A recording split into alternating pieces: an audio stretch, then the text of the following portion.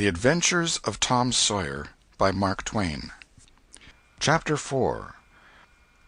The sun rose upon a tranquil world and beamed down upon the peaceful village like a benediction. Breakfast over, Aunt Polly had family worship. It began with a prayer built from the ground up of solid courses of scriptural quotations, welded together with a thin mortar of originality.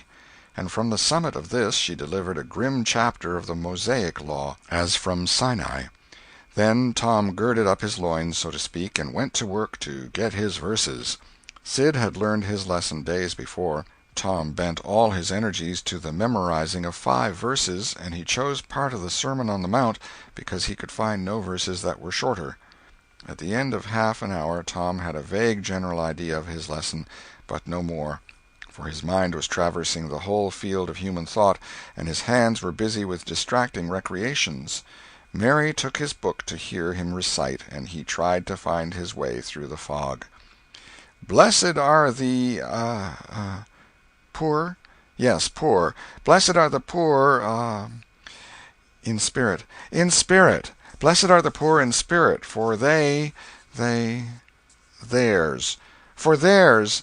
Blessed are the poor in spirit, for theirs is the kingdom of heaven. Blessed are they that mourn, for they, for they, S-H-A. For they, S-H, oh, I don't know what it is. Shall. Oh, shall. For they shall mourn. Blessed are they that shall,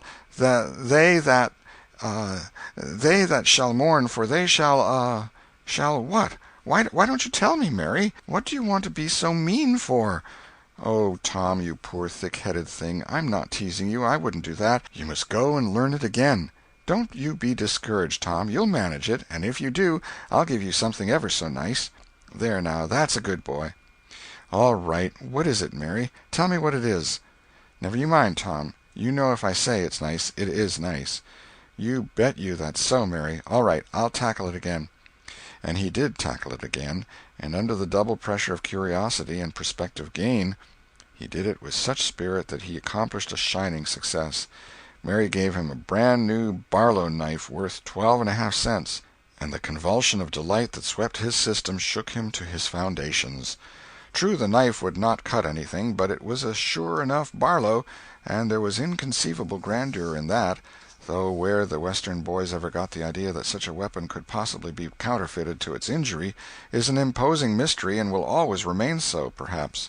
Tom contrived to scarify the cupboard with it, and was arranging to begin on the bureau, when he was called off to dress for Sunday school. Mary gave him a tin basin of water and a piece of soap, and he went outside the door and set the basin on a little bench there. Then he dipped the soap in the water and laid it down, turned up his sleeves, poured out the water on the ground, gently, and then entered the kitchen and began to wipe his face diligently on the towel behind the door. But Mary removed the towel and said, "Now ain't you ashamed, Tom? You mustn't be so bad. Water won't hurt you." Tom was a trifle disconcerted. The basin was refilled, and this time he stood over it a little while, gathering resolution, took in a big breath, and began. When he entered the kitchen presently, with both eyes shut and groping for the towel with his hands, an honorable testimony of suds and water was dripping from his face. But when he emerged from the towel he was not yet satisfactory, for the clean territory stopped short at his chin, and his jaws like a mask. Below and beyond this line there was a dark expanse of unirrigated soil that spread downward in front and backward around his neck. Mary took him in hand, and when she was done with him, he was a man and a brother without distinction of color, and his saturated hair was neatly brushed and its short curls wrought into a dainty and symmetrical general effect. He privately smoothed out the curls with labor and difficulty, and plastered his hair close down to his head, for he held curls to be effeminate, and his own filled his life with bitterness. Then Mary got out a suit of his clothing that had been used only on Sundays during 2 years. They were simply called his other clothes, and so by that we know the size of his wardrobe. The girl put him to rights after he had dressed himself. She buttoned his neat roundabout up to his chin, turned his vast shirt-collar down over his shoulders, brushed him off and crowned him with his speckled straw hat. He now looked exceedingly improved and uncomfortable. He was fully as uncomfortable as he looked, for there was a restraint about whole clothes and cleanliness that galled him. He hoped that Mary would forget his shoes, but the hope was blighted. She coated them thoroughly with tallow, as was the custom, and brought them out. He lost his temper and said he was always being made to do everything he didn't want to do, but Mary said persuasively, "Please, Tom, that's a good boy." So he got into the shoes, snarling. Mary was soon ready, and the three children set out for Sunday school, a place that Tom hated with his whole heart, but Sid and Mary were fond of. Sabbath school hours were from 9 to 10:30, and then church service. Two of the children always remained for the sermon voluntarily, and the other always remained too, for stronger reasons. The church's high-backed, uncushioned pews would seat about 300 persons. The edifice was but a small, plain affair, with a sort of pine-board tree-box on top of it for a steeple. At the door Tom dropped back a step and accosted a Sunday-dressed comrade. "Say, Billy, got a yaller ticket?" "Yes." "What'll you take for her?" "What'll you give?" "Piece of licorice and a fish-hook." "Let's see 'em." Tom exhibited. They were satisfactory, and the property changed hands. Then Tom traded a couple of white alleys for 3 red tickets, and some small trifle or other for a couple of blue ones. He waylaid other boys as they came, and went on buying tickets of various colors 10 or 15 minutes longer. He entered the church, now with a swarm of clean and noisy boys and girls, proceeded to his seat, and started a quarrel with the first boy that came handy. The teacher, a grave elderly man, interfered, then turned his back a moment, and Tom pulled a boy's hair in the next bench, and was absorbed in his book when the boy turned round, stuck a pin in another boy presently in order to hear him say "ouch," and got a new reprimand from his teacher. Tom's whole class were of a pattern, restless, noisy, and troublesome. When they came to recite their lessons, not one of them knew his verses perfectly, but had to be prompted all along. However, they worried through, and each got his reward, in small blue tickets, each with a passage of Scripture on it. Each blue ticket was pay for 2 verses of the recitation. 10 blue tickets equaled a red one, and could be exchanged for it. 10 red tickets equaled a yellow one. For 10 yellow tickets the superintendent gave a very plainly bound Bible, worth 40 cents in those easy days, to the pupil. How many of my readers would have the industry and application to memorize 2,000 verses even for a Doré Bible? And yet Mary had acquired 2 Bibles in this way. It was the patient work of 2 years. And a boy of German parentage had won 4 or 5. He once recited 3,000 verses without stopping. But the strain upon his mental faculties was too great, and he was little better than an idiot from that day forth. A grievous misfortune for the school, for on great occasions before company the superintendent, as Tom expressed it, had always made this boy come out and spread himself. Only the older pupils managed to keep their tickets and stick to their tedious work long enough to get a Bible, and so the delivery of one of these prizes was a rare and noteworthy circumstance. The successful pupil was so great and conspicuous for that day that on the spot every scholar's heart was fired with a fresh ambition that often lasted a couple of weeks. It is possible that Tom's mental stomach had never really hungered for one of those prizes, but unquestionably his entire being had for many a day longed for the glory and the éclat that came with it. In due course the superintendent stood up in front of the pulpit with a closed hymn-book in his hand and his forefinger inserted between its leaves, and commanded attention. When a Sunday school superintendent makes his customary little speech, a hymn-book in the hand is as necessary as is the inevitable sheet of music in the hand of a singer who stands forward on the platform and sings a solo at a concert. Though why is a mystery, for neither the hymn-book nor the sheet of music is ever referred to by the sufferer. This superintendent was a slim creature of 35, with a sandy goatee and short sandy hair. He wore a stiff standing collar whose upper edge almost reached his ears, and whose sharp points curved forward abreast the corners of his mouth, a fence that compelled a straight look-out ahead, and a turning of the whole body when a side view was required. His chin was propped on a spreading cravat, which was as broad and as long as a bank-note, and had fringed ends. His boot-toes were turned sharply up, in the fashion of the day, like sleigh-runners, an effect patiently and laboriously produced by the young men by sitting with their toes pressed against a wall for hours together.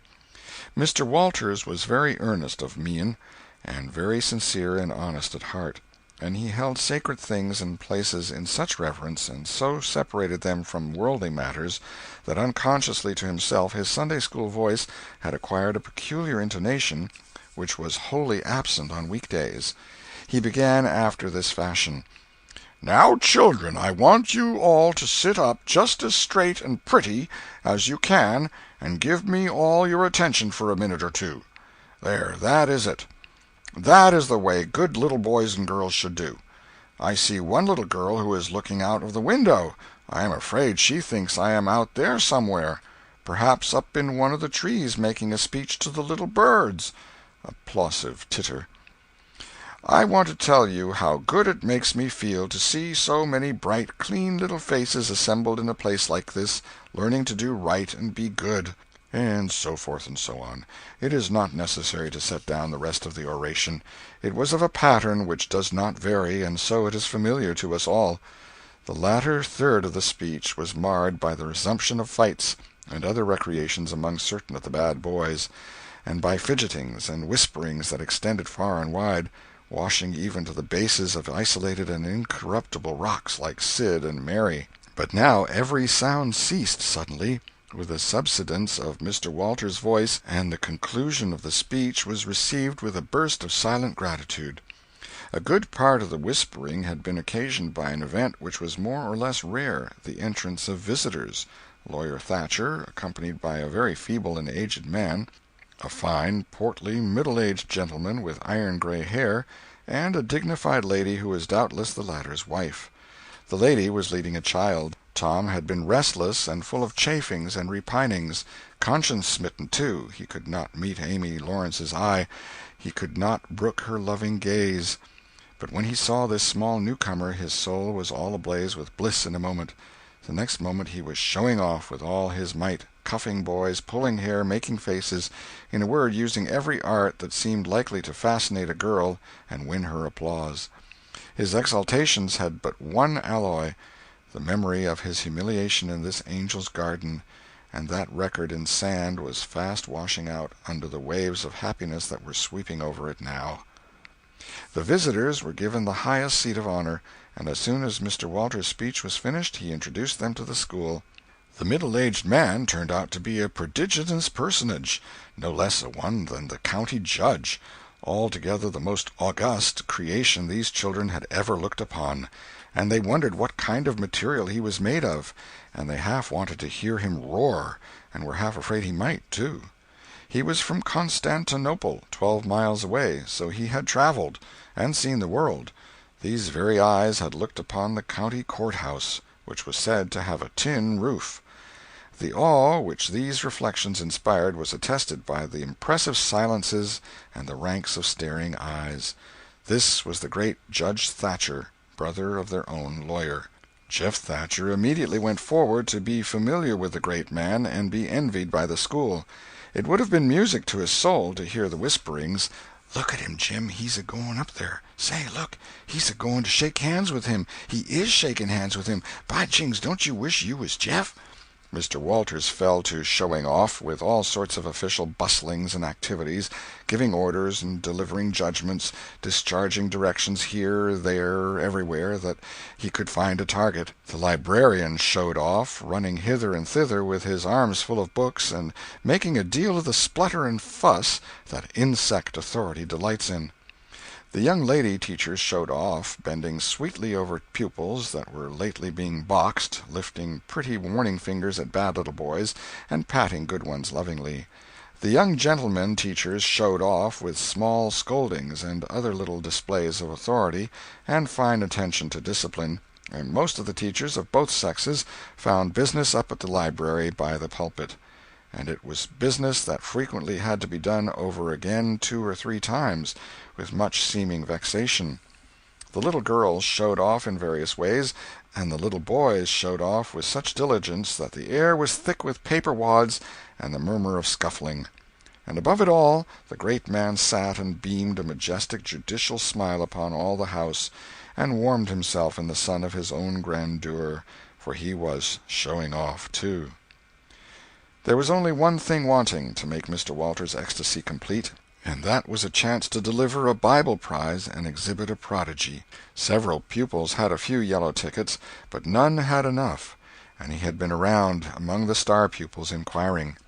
He would have given worlds now to have that German lad back again with a sound mind. And now at this moment, when hope was dead, Tom Sawyer came forward with 9 yellow tickets, 9 red tickets, and 10 blue ones, and demanded a Bible. This was a thunderbolt out of a clear sky. Walters was not expecting an application from this source for the next 10 years. But there was no getting around it. Here were the certified checks, and they were good for their face.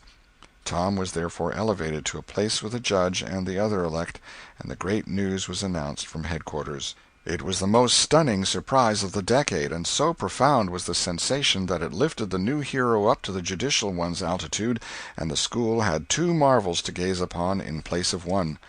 The boys were all eaten up with envy, and those that suffered the bitterest pangs were those who perceived too late that they themselves had contributed to this hated splendor by trading tickets to Tom for the wealth he had amassed in selling whitewashing privileges. These despised themselves as being the dupes of a wily fraud, a guileful snake in the grass. The prize was delivered to Tom with as much effusion as the superintendent could pump up under the circumstances, but it lacked somewhat of the true gush, for the poor fellow's instinct taught him that there was a mystery here that could not well bear the light, perhaps. It was simply preposterous that this boy had warehoused 2,000 sheaves of scriptural wisdom on his premises. A dozen would strain his capacity, without a doubt. Amy Lawrence was proud and glad, and she tried to make Tom see it in her face, but he wouldn't look. She wondered. Then she was just a grain troubled. Next, a dim suspicion came and went, came again. She watched. A furtive glance told her worlds, and then her heart broke, and she was jealous and angry, and the tears came, and she hated everybody. Tom most of all, she thought. Tom was introduced to the judge, but his tongue was tied, his breath would hardly come, his heart quaked, partly because of the awful greatness of the man, but mainly because he was her parent.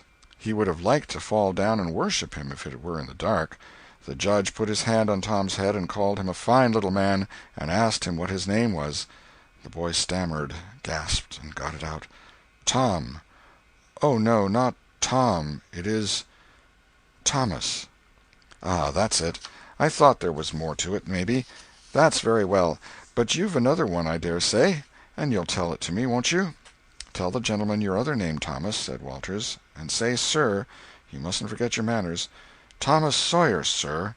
"That's it. That's a good boy. Fine manly little fellow. 2,000 verses is a great many, very, very great many, and you never can be sorry for the trouble you took to learn them.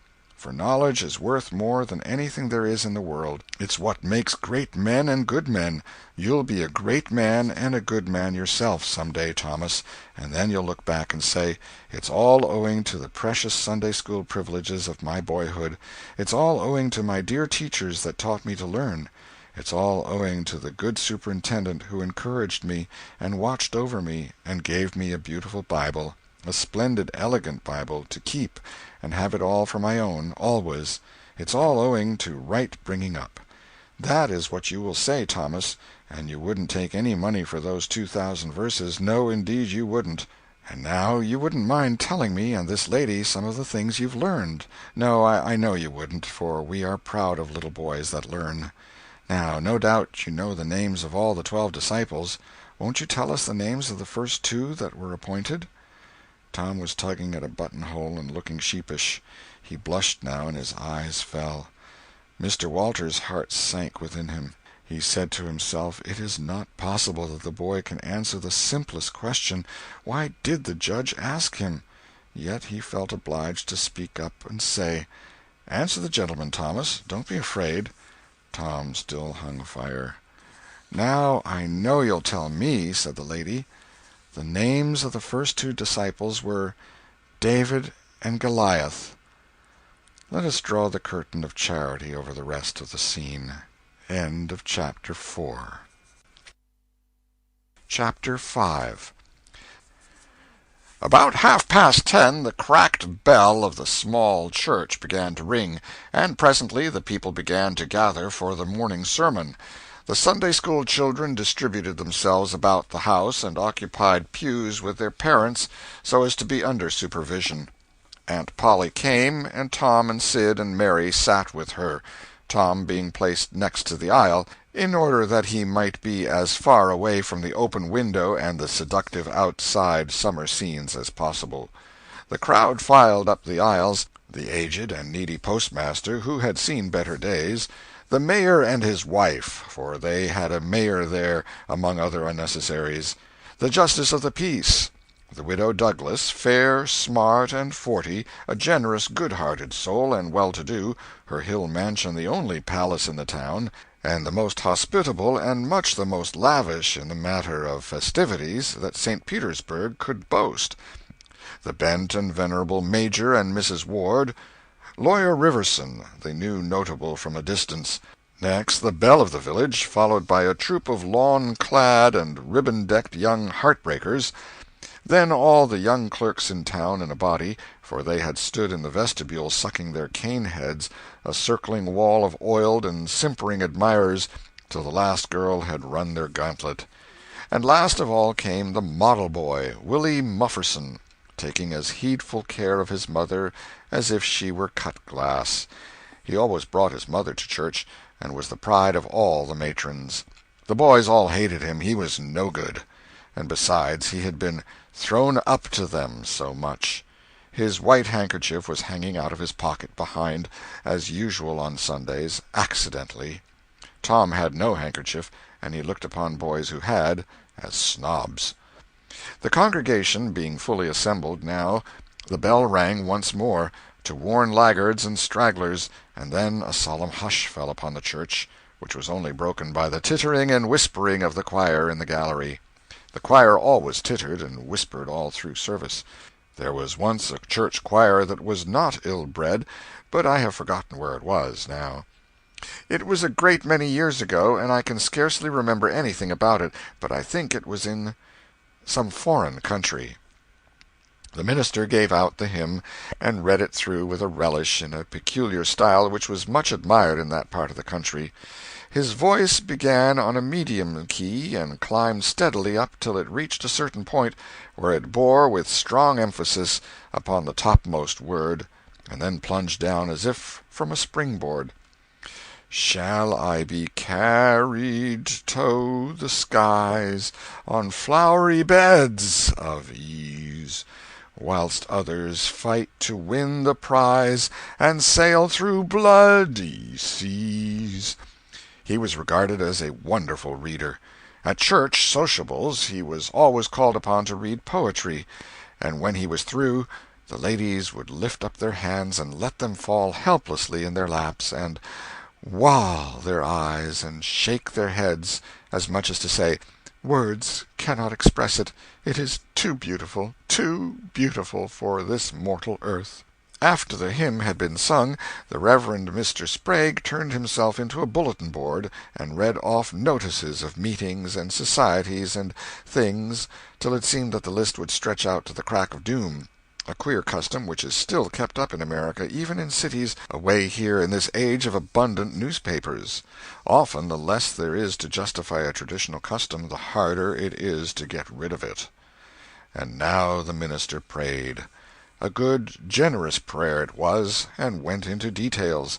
It pleaded for the church, and the little children of the church, for the other churches of the village, for the village itself, for the county, for the state officers, for the United States, for the churches of the United States, for Congress, for the President, for the officers of the government, for poor sailors tossed by stormy seas, for the oppressed millions groaning under the heel of European monarchies and Oriental despotisms, for such as have the light and the good tidings, and yet have not eyes to see nor ears to hear withal, for the heathen in the far islands of the sea, and closed with a supplication that the words he was about to speak might find grace and favor, and be as seeds sown in fertile ground, yielding in time a grateful harvest of good. Amen. There was a rustling of dresses, and the standing congregation sat down. The boy whose history this book relates did not enjoy the prayer, he only endured it, if he even did that much. He was restive all through it.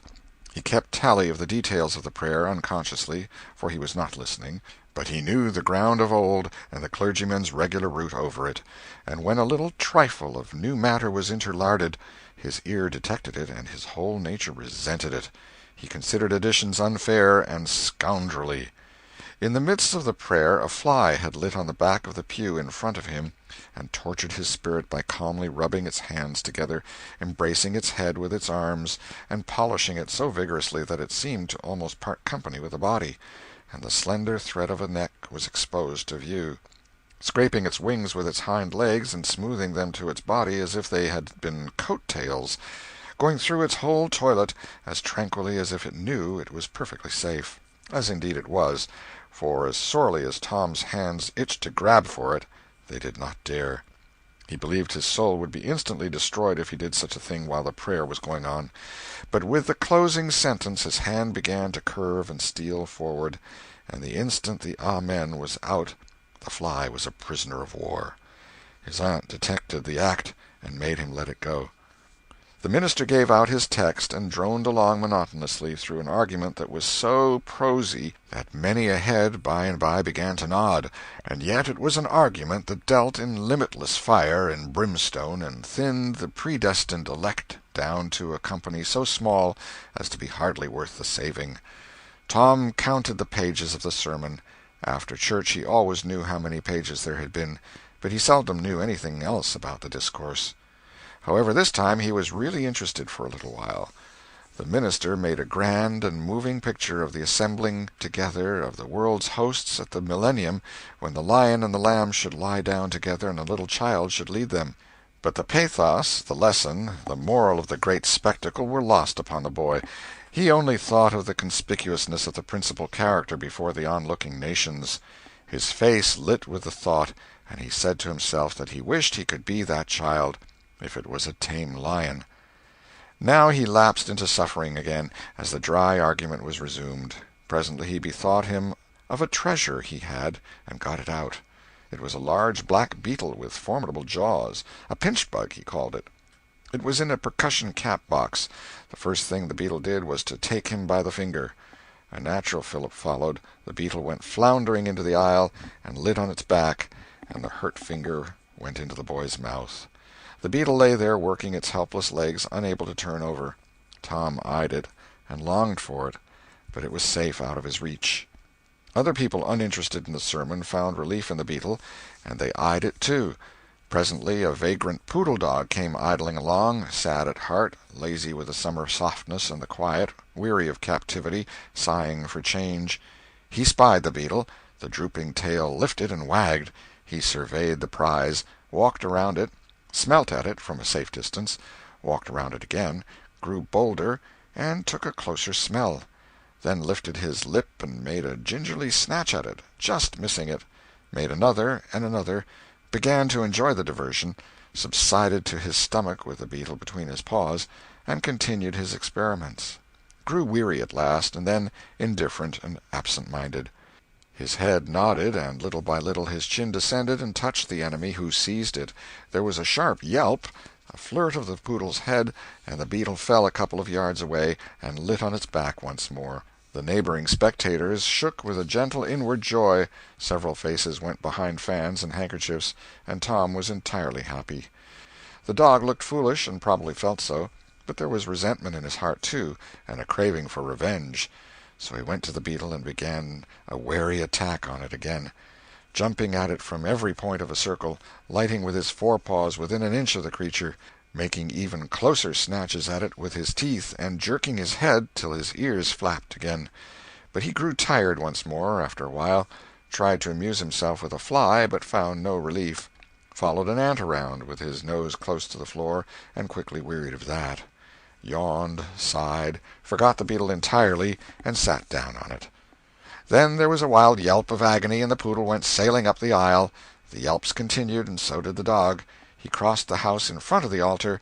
He flew down the other aisle. He crossed before the doors. He clambered up the home stretch. His anguish grew with his progress, till presently he was but a woolly comet moving in its orbit with the gleam and the speed of light. At last the frantic sufferer sheered from its course and sprang into its master's lap.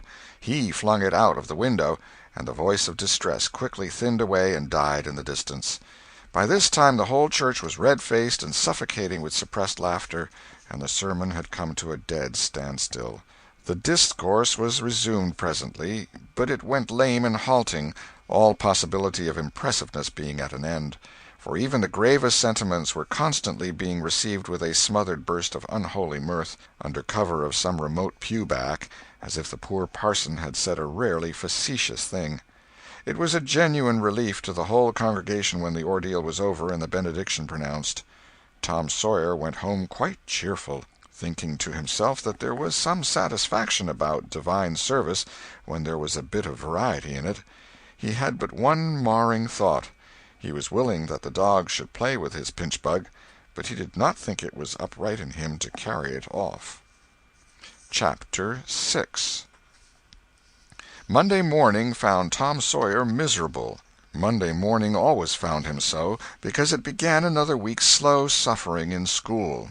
He generally began that day with wishing he had had no intervening holiday. It made the going into captivity and fetters again so much more odious. Tom lay thinking. Presently it occurred to him that he wished he was sick. Then he could stay home from school. Here was a vague possibility. He canvassed his system. No ailment was found, and he investigated again. This time he thought he could detect colicky symptoms, and he began to encourage them with considerable hope. But they soon grew feeble, and presently died wholly away. He reflected further. Suddenly he discovered something. One of his upper front teeth was loose.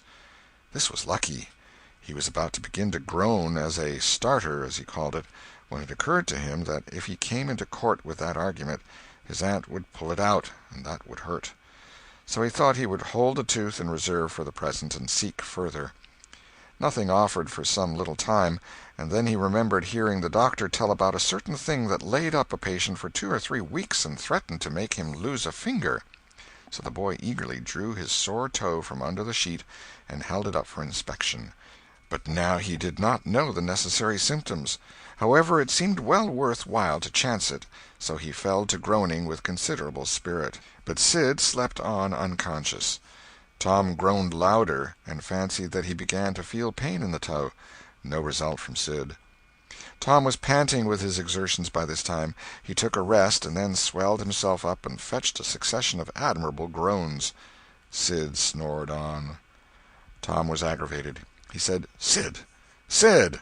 and shook him. This course worked well, and Tom began to groan again. Sid yawned, stretched, then brought himself up on his elbow with a snort, and began to stare at Tom. Tom went on groaning, and Sid said, "Tom! Say, Tom!" No response. "Here, Tom! Tom! What is the matter, Tom?" And he shook him and looked in his face anxiously.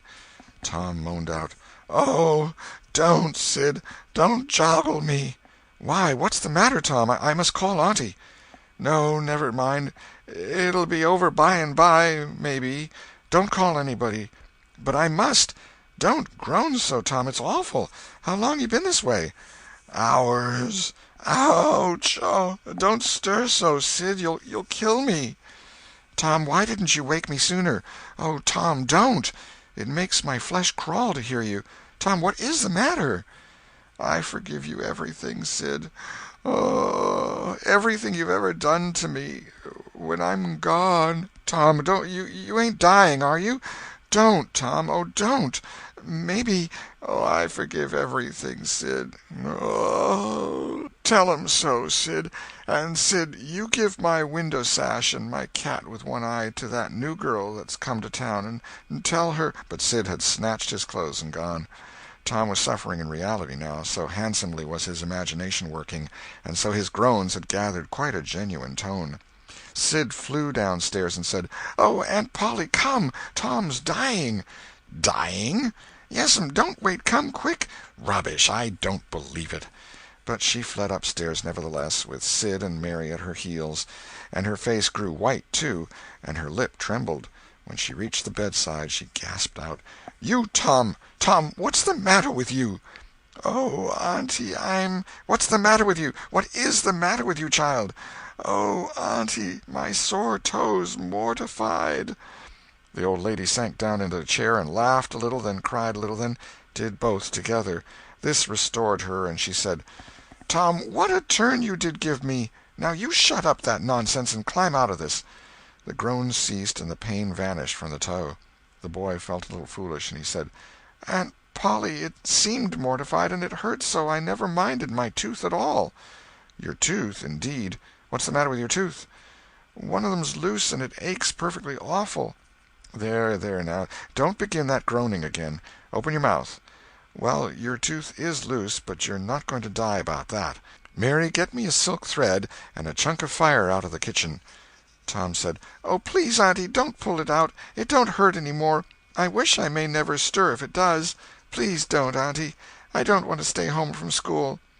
"Oh, you don't you? So all this row was because you thought you'd get to stay home from school and go a-fishing.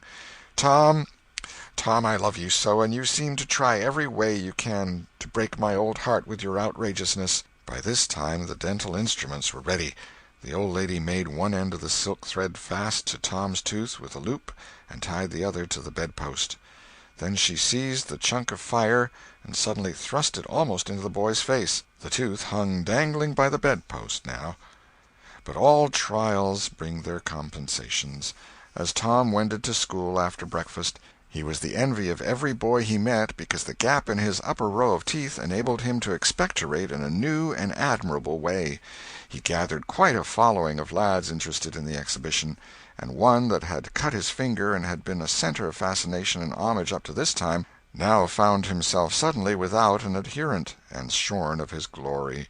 His heart was heavy, and he said with a disdain which he did not feel that it wasn't anything to spit like Tom Sawyer, but another boy said, "Sour grapes," and he wandered away a dismantled hero. Shortly Tom came upon the juvenile pariah of the village, Huckleberry Finn, son of the town drunkard. Huckleberry was cordially hated and dreaded by all the mothers of the town, because he was idle and lawless and vulgar and bad, and because all their children admired him so, and delighted in his forbidden society, and wished they dared to be like him. Tom was like the rest of the respectable boys in that he envied Huckleberry his gaudy, outcast condition, and was under strict orders not to play with him. So he played with him every time he got a chance. Huckleberry was always dressed in the cast-off clothes of full-grown men, and they were in perennial bloom and fluttering with rags. His hat was a vast ruin with a wide crescent lopped out of its brim. His coat, when he wore one, hung nearly to his heels, and had the rearward buttons far down the back, but one suspender supported his trousers. The seat of the trousers bagged low and contained nothing. The fringed legs dragged in the dirt when not rolled up. Huckleberry came and went at his own free will. He slept on doorsteps in fine weather and in empty hogsheads in wet. He did not have to go to school or to church, or call any being master, or obey anybody. He could go fishing or swimming when and where he chose, and stay as long as it suited him. Nobody forbade him to fight. He could sit up as late as he pleased. He was always the first boy that went barefoot in the spring, and the last to resume leather in the fall. He never had to wash, nor put on clean clothes. He could swear wonderfully. In a word, everything that goes to make life precious, that boy had. So thought every harassed, hampered, respectable boy in St. Petersburg. Tom hailed the romantic outcast. "Hello, Huckleberry." "Hello yourself, and see how you like it." "What's that you got?" "Dead cat." "Let me see him, Huck. My, he's pretty stiff. Where'd you get him?" "Bought him off'n a boy." "What'd you give?" "I give a blue ticket and a bladder that I got at the slaughterhouse." "Where'd you get the blue ticket?" "Bought it off'n Ben Rogers 2 weeks ago for a hoopstick." "Say, what is dead cats good for, Huck?" "Good for? Cure warts with." "No, is that so? I know something that's better." "I bet you don't. What is it?" "Why, spunk water." Spunk water? I wouldn't give a dern for spunk water. You wouldn't you? Do you ever try it? No, I hain't. But Bob Tanner did. Who told you so? Why, he told Jeff Thatcher, and Jeff told Johnny Baker, and Johnny told Jim Hollis, and Jim told Ben Rogers, and Ben told a nigger, and the nigger told me. There now. Well, what of it? They'll all lie, leastwise all but the nigger. I don't know him. But I never see a nigger that wouldn't lie. Shucks. Now you tell me how Bob Tanner done it, Huck. Why, he took and dipped his hand in a rotten stump where the rain-water was. In the daytime? Certainly. With his face to the stump? Yes. Least I reckon so. Did he say anything? I don't reckon he did. I don't know. Aha! Talk about trying to cure warts with spunk water such a blame fool way as that. Why, that ain't a-going to do any good. You got to go all by yourself to the middle of the woods where you know there's a spunk water stump, and just as it's midnight you back up against the stump and jam your hand in and say, barleycorn, Injun meal shorts, spunk water, swaller these warts, and then walk away quick 11 steps with your eyes shut, and then turn around 3 times and walk home without speaking to anybody, because if you speak the charm's busted. Well, that sounds like a good way, but that ain't the way Bob Tanner done. No, sir, you can bet he didn't, because he's the wartiest boy in this town, and he wouldn't have a wart on him if he'd known how to work spunk water. I've took thousands of warts off my hands that way, Huck. I play with frogs so much I've always got considerable many warts. Sometimes I take 'em off with a bean. Yes, bean's good. I've done that. Have you? What's your way? You take and split the bean and cut the wart so as to get some blood, and then you put the blood on one piece of the bean and take and dig a hole and bury it about midnight at the crossroads in the dark of the moon, and then you burn up the rest of the bean. You see, that piece that's got the blood on it will keep drawing and drawing, trying to fetch the other piece to it, and so that helps the blood to draw the wart, and pretty soon off she comes. Yes, that's it, Huck, that's it. Though when you're burying it, if you say, down bean, off wart, come no more to bother me, it's better. That's the way Joe Harper does, and he's been nearly to Coonville and most everywheres. But say, how do you cure 'em with dead cats? Why, you take your cat and go and get in the graveyard long about midnight when somebody that was wicked has been buried, and when it's midnight a devil will come, or maybe 2 or 3, but you can't see 'em. You can only hear something like the wind, or maybe hear 'em talk. And when they're taking that feller away, you heave your cat after 'em and say, devil follow corpse, cat follow devil, warts follow cat, I'm done with you. And that'll fetch any wart. Sounds right. Do you ever try it, Huck? No, but old Mother Hopkins told me. Well, I reckon it's so, then, because they say she's a witch. Say! Why, Tom, I know she is. She witched Pap. Pap says so his own self. He come along one day and he see she was a witching him, so he took up a rock, and if she hadn't dodged, he'd a got her. Well, that very night he rolled off in the shed where he was a-laying drunk and broke his arm. Why, that's awful. How did he know she was a witching him? Lord, Pap can tell easy. Pap says when they keep looking at you right stiddy, they're a-witching you, especially if they mumble. 'Cause when they mumble they're saying the Lord's Prayer backwards. Say, Hucky, when you going to try the cat? Tonight. I reckon they'll come after old Hoss Williams tonight. But they buried him Saturday. Didn't they get him Saturday night? Why, how you talk. How could their charms work till midnight, and then it's Sunday? Devils don't slosh around much of a Sunday, I don't reckon. I never thought of that. That's so. Let me go with you. Of course, if you ain't afeard. Afeard? 'Tain't likely. Will you meow?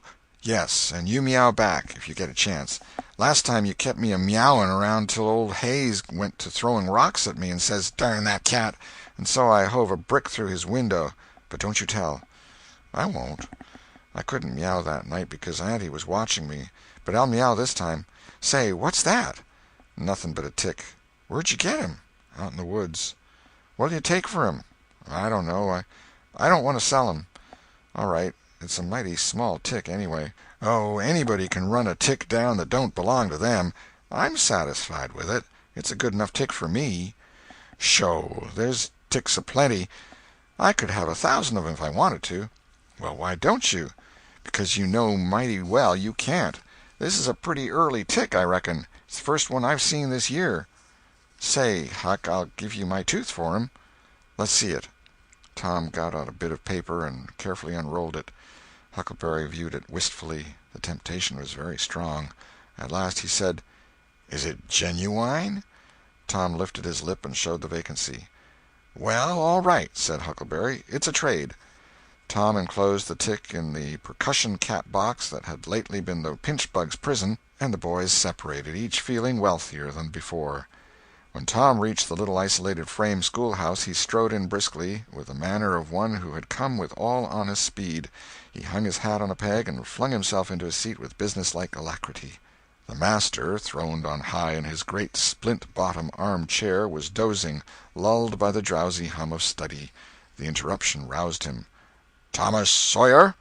Tom knew that when his name was pronounced in full it meant trouble. "Sir." "Come up here. Now, sir, why are you late again, as usual?" Tom was about to take refuge in a lie when he saw two long tails of yellow hair hanging down a back that he recognized by the electric sympathy of love.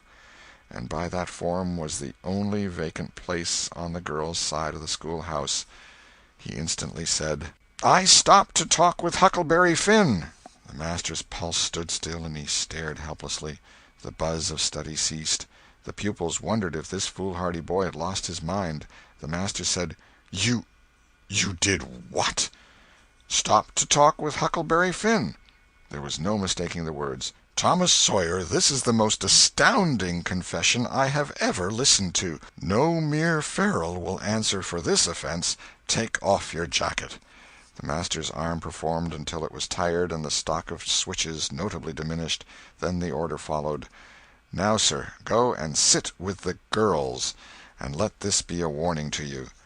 The titter that rippled around the room appeared to abash the boy, but in reality that result was caused rather more by his worshipful awe of his unknown idol, and a dread pleasure that lay in his high good fortune.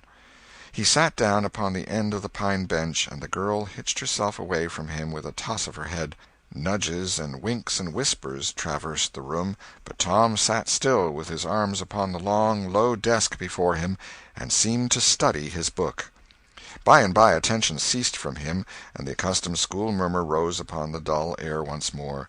Presently the boy began to steal furtive glances at the girl. She observed it, made a mouth at him, and gave him the back of her head for the space of a minute. When she cautiously faced around again, a peach lay before her. She thrust it away. Tom gently put it back. She thrust it away again, but with less animosity. Tom patiently returned it to its place. Then she let it remain. Tom scrawled on his slate, "Please take it. I got more." The girl glanced at the words, but made no sign. Now the boy began to draw something on the slate, hiding his work with his left hand. For a time the girl refused to notice, but her human curiosity presently began to manifest itself by hardly perceptible signs. The boy worked on, apparently unconscious. The girl made a sort of non-committal attempt to see it, but the boy did not betray that he was aware of it. At last she gave in, and hesitatingly whispered, "Let me see it." Tom uncovered a dismal caricature of a house with two gable ends to it, and a corkscrew of smoke issuing from the chimney. Then the girl's interest began to fasten itself upon the work as she forgot everything else. When it was finished she gazed a moment, then whispered, "It's nice. Make a man." The artist erected a man in the front yard that resembled a derrick. He could have stepped over the house, but the girl was not hypercritical. She was satisfied with the monster, and whispered, "It's a beautiful man. Now make me coming along." Tom drew an hourglass with a full moon and straw limbs to it, and armed the spreading fingers with a portentous fan. The girl said, "It's ever so nice. I wish I could draw." "It's easy," whispered Tom. "I'll learn you." "Oh, will you? When?" "At noon. Do you go home to dinner?" "I'll stay if you will." "Good. That's a whack. What's your name?" "Becky Thatcher." "What's yours?" "Oh, I know. It's Thomas Sawyer." "That's the name they lick me by. I'm Tom when I'm good. You can call me Tom. Will you?" "Yes." Now Tom began to scrawl something on the slate, hiding the words from the girl, but she was not backward this time. She begged to see. And Tom said, "Oh, it ain't anything." "Yes, it is." "No, it ain't. You don't want to see it." "Yes, I do. Indeed I do. Please let me." "You'll tell." "No, I won't. Deed and double deed I won't." "You won't tell anybody at all? Ever as long as you live?" "No, I won't ever tell anybody. Now let me." "Oh, you don't want to see." "Now that you treat me so, I will see." And she put her small hand upon his, and a little scuffle ensued, Tom pretending to resist in earnest, but letting his hand slip by degrees till these words were revealed: "I love you." "Oh, you bad thing!" And she hit his hand a smart rap, but reddened and looked pleased nevertheless. Just at this juncture the boy felt a slow, fateful grip closing on his ear, and a steady lifting impulse. In that vice he was borne across the house and deposited in his own seat, under a peppering fire of giggles from the whole school. Then the master stood over him during a few awful moments, and finally moved away to his throne without saying a word. But although Tom's ear tingled, his heart was jubilant. As the school quieted down, Tom made an honest effort to study, but the turmoil within him was too great. In turn he took his place in the reading class and made a botch of it, then in the geography class, and turned lakes into mountains, mountains into rivers, and rivers into continents, till chaos was come again. Then in the spelling class, and got turned down by a succession of mere baby words, till he brought up at the foot and yielded up the pewter medal which he had worn with ostentation for months. End of Chapter 6. Chapter 7. The harder Tom tried to fasten his mind on his book, the more his ideas wandered. So, at last, with a sigh and a yawn, he gave it up. It seemed to him that the noon recess would never come. The air was utterly dead. There was not a breath stirring. It was the sleepiest of sleepy days. The drowsing murmur of the 25 studying scholars soothed the soul like the spell that is in the murmur of bees. Away off in the flaming sunshine, Cardiff Hill lifted its soft green sides through a shimmering veil of heat, tinted with the purple of distance. A few birds floated on lazy wing high in the air. No other living thing was visible but some cows, and they were asleep. Tom's heart ached to be free, or else to have something of interest to do to pass the dreary time. His hand wandered into his pocket, and his face lit up with a glow of gratitude that was prayer, though he did not know it. Then furtively the percussion cap box came out. He released the tick and put him on the long flat desk. The creature probably glowed with a gratitude that amounted to prayer, too, at this moment, but it was premature, for when he started thankfully to travel off, Tom turned him aside with a pin and made him take a new direction.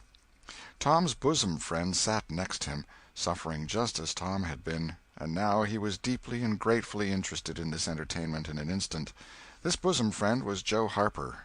The two boys were sworn friends all the week, and embattled enemies on Saturdays. Joe took a pin out of his lapel and began to assist in exercising the prisoner. The sport grew in interest momently. Soon Tom said that they were interfering with each other, and neither getting the fullest benefit of the tick. So he put Joe's slate on the desk and drew a line down the middle of it from top to bottom. "Now," said he, "as long as he is on your side, you can stir him up, and I'll let him alone. But if you let him get away and get on my side, you're to leave him alone as long as I can keep him from crossing over." "All right, go ahead. Start him up." The tick escaped from Tom presently and crossed the equator. Joe harassed him a while, and then he got away and crossed back again. This change of base occurred often.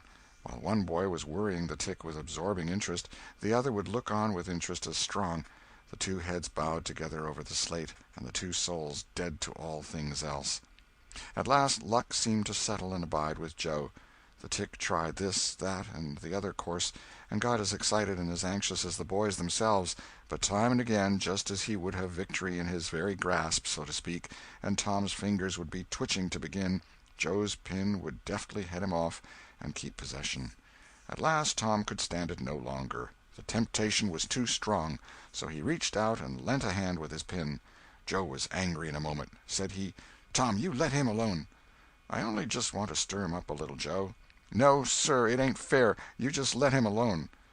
"Blame it, I ain't going to stir him much." "Let him alone, I tell you." "Well, I won't."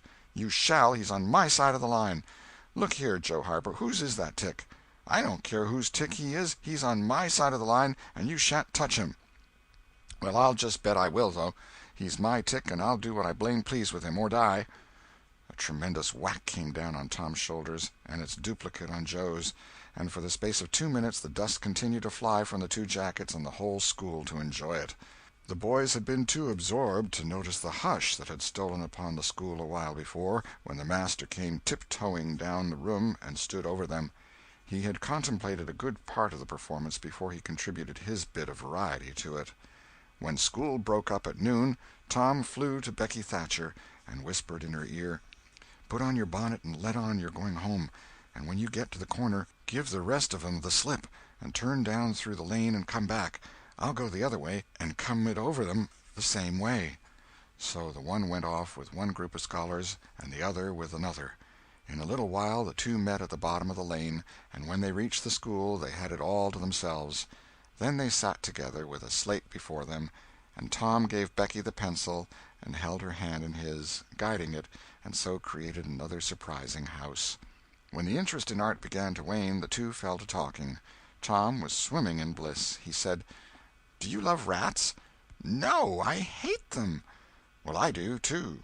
Live ones. But I mean dead ones, to swing round your head with a string." "No, I don't care for rats much, anyway. What I like is chewing gum." "Oh, I should say so. I wish I had some now." "Do you?" "I've got some."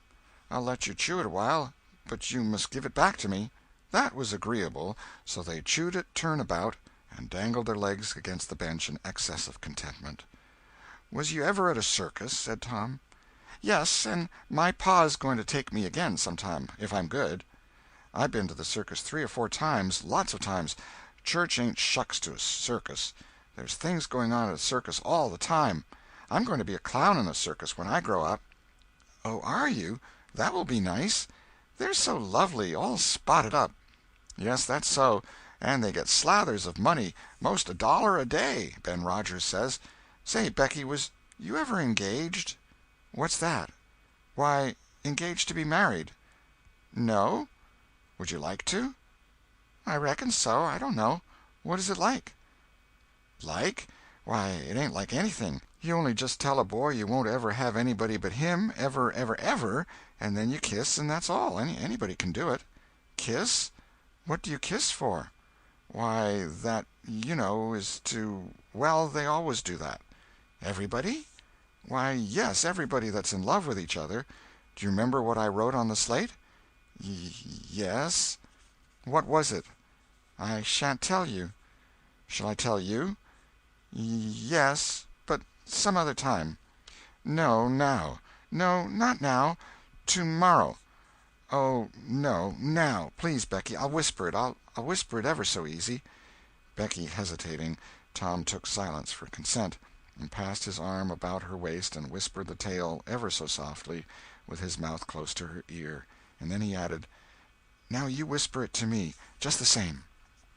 She resisted for a while, and then said, "You turn your face away so you can't see, and then I will. But you mustn't ever tell anybody, will you, Tom? Now you won't, will you?" "No, indeed I won't. Now, Becky." He turned his face away, and she bent timidly around till her breath stirred his curls, and whispered, "I love you." Then she sprang away and ran around and around the desks and benches, with Tom after her, and took refuge in a corner at last, with her little white apron to her face. Tom clasped her about her neck and pleaded, "Now, Becky, it's all done, all over but the kiss. Don't you be afraid of that. It ain't anything at all. Please, Becky." And he tugged at her apron and the hands. By and by she gave up and let her hands drop. Her face, all glowing with the struggle, came up and submitted. Tom kissed the red lips and said, "Now it's all done, Becky, and always after this, you know, you ain't ever to love anybody but me, and you ain't ever to marry anybody but me, never, never, and forever. Will you?" "No, I'll never love anybody but you, Tom, and I'll never marry anybody but you, and you ain't to ever marry anybody but me, either." "Certainly, of course. That's part of it. And always coming to school, or when we're going home, you're to walk with me, when there ain't anybody looking, and you choose me and I choose you at parties, because that's the way you do when you're engaged." "It's so nice. I never heard of it before." "Oh, it's ever so gay. Why, me and Amy Lawrence—" The big eyes told Tom his blunder, and he stopped confused. "Oh, Tom, then I ain't the first you've ever been engaged to." The child began to cry, and Tom said: "Oh, don't cry, Becky.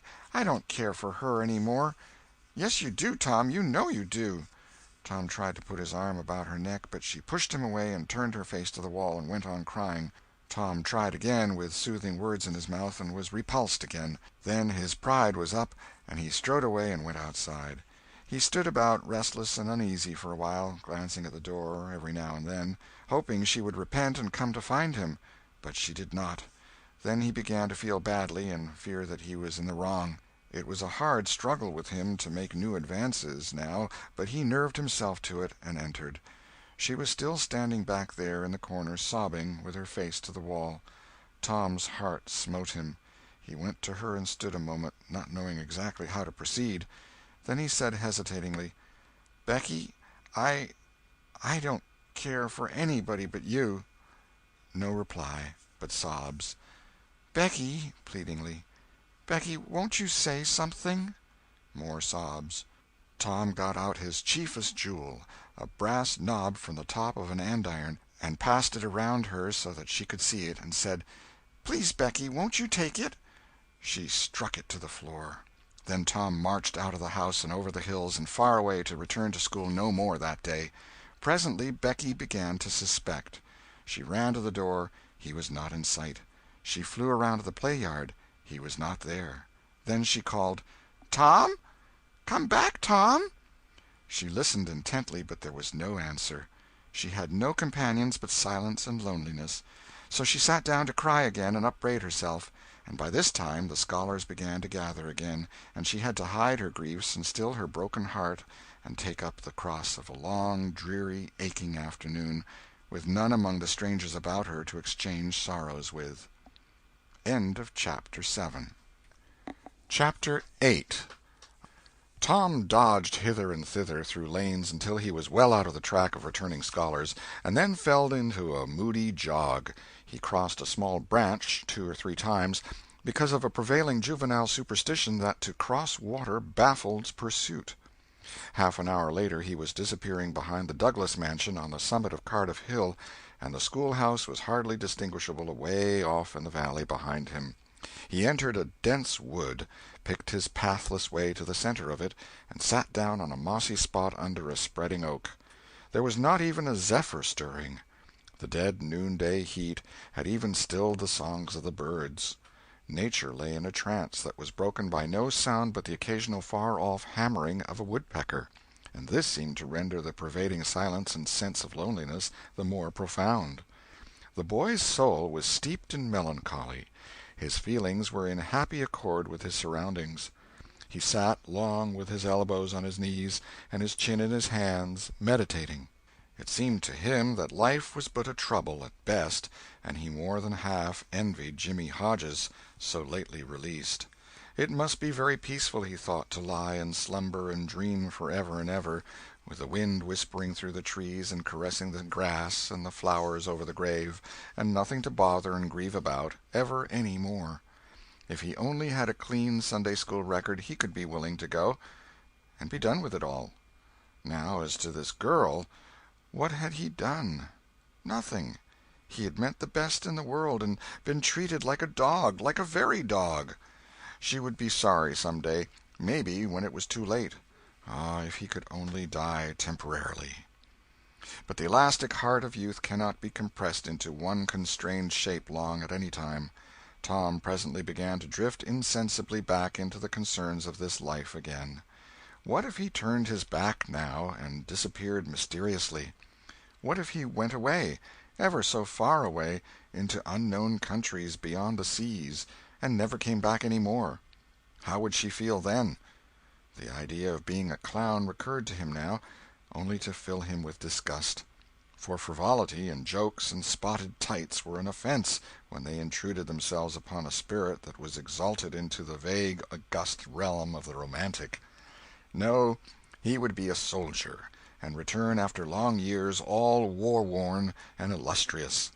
No, better still, he would join the Indians, and hunt buffaloes and go on the warpath in the mountain ranges and the trackless great plains of the far west, and away in the future come back a great chief, bristling with feathers, hideous with paint, and prance into Sunday school some drowsy summer morning, with a blood-curdling war-whoop, and sear the eyeballs of all his companions with unappeasable envy. But no, there was something gaudier even than this. He would be a pirate. That was it. Now his future lay plain before him, and glowing with unimaginable splendor. How his name would fill the world, and make people shudder! How gloriously he would go plowing the dancing seas in his long, low, black-hulled racer, the Spirit of the Storm, with his grisly flag flying at the fore.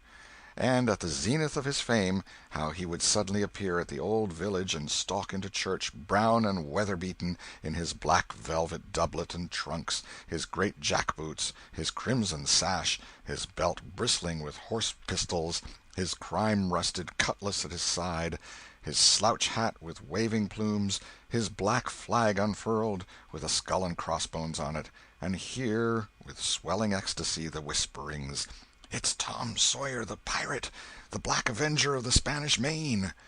Yes, it was settled. His career was determined. He would run away from home and enter upon it. He would start the very next morning. Therefore he must now begin to get ready.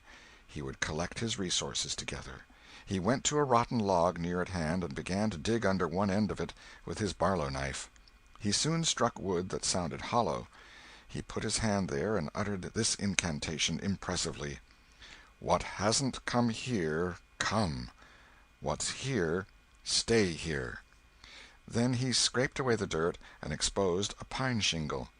He took it up and disclosed a shapely little treasure-house whose bottom and sides were of shingles. In it lay a marble. Tom's astonishment was boundless. He scratched his head with perplexed air and said, "Well, that beats anything."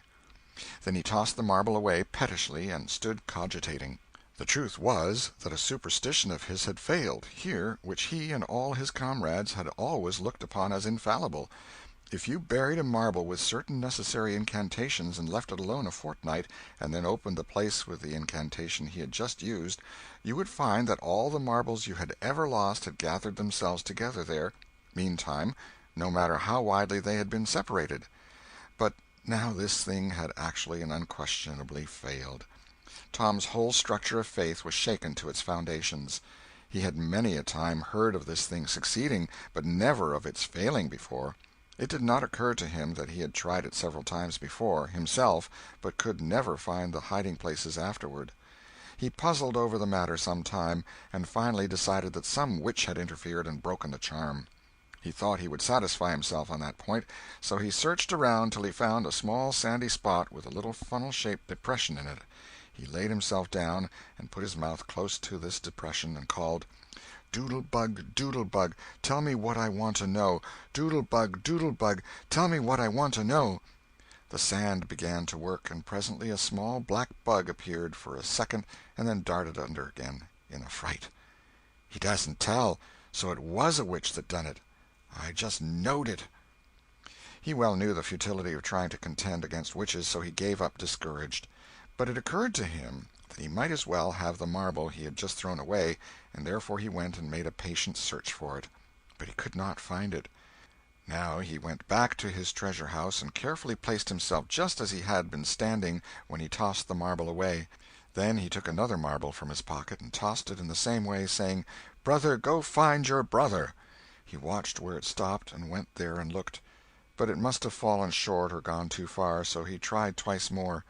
The last repetition was successful. The two marbles lay within a foot of each other.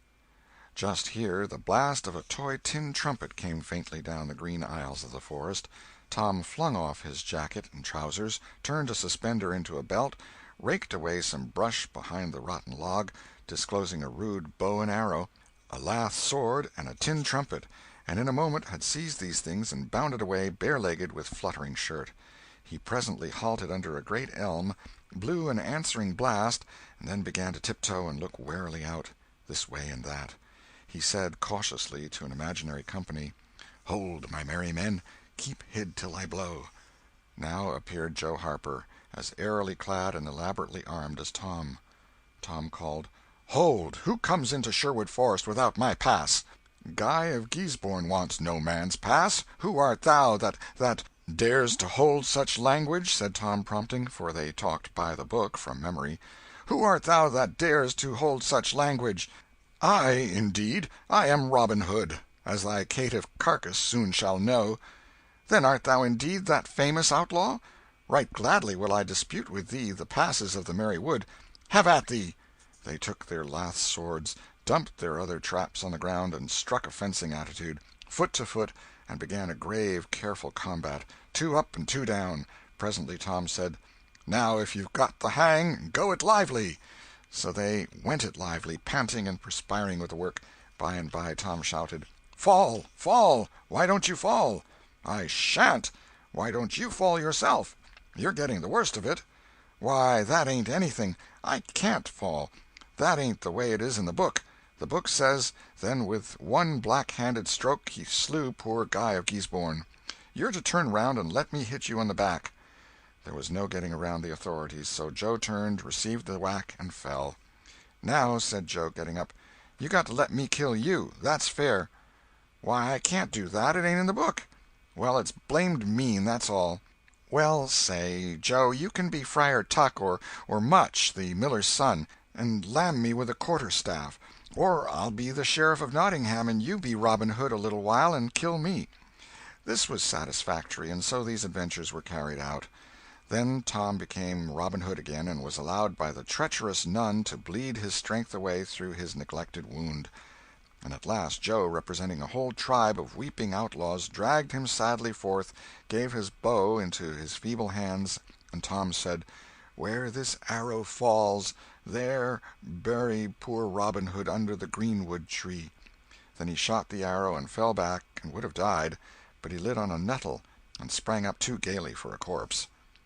The boys dressed themselves, hid their accoutrements, and went off grieving that there were no outlaws any more, and wondering what modern civilization could claim to have done to compensate for their loss. They said they would rather be outlaws a year in Sherwood Forest than President of the United States forever.